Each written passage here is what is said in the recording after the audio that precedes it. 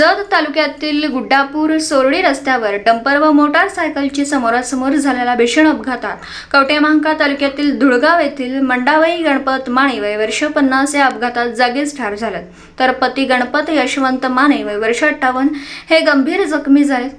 ही घटना गुरुवारी दुपारी 12 वाजण्याच्या सुमारास घडली। या अपघाताची माहिती मिळताच श्री संत बागडे बाबा मानव मित्र संघटनेचे सर्वेसर्वा हरिभक्त परायण तुकाराम बाबा महाराज यांनी जखमी गणपत माने यांना शासकीय रुग्णवाहिकेतून माडगाळ ग्रामीण रुग्णालयात तातडीने दाखल केल्याने त्यांचे प्राण वाचले।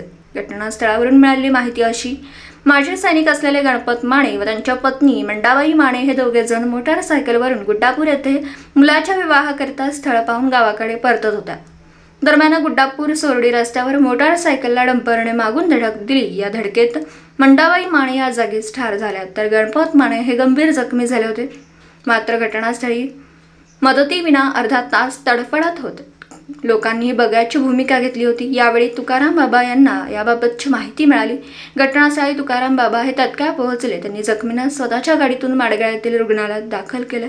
त्यानंतर जखमी गणपत माने यांना 108 यातून माडगाळ ग्रामीण रुग्णालयातून पुढील उपचारासाठी हलविण्यात आले।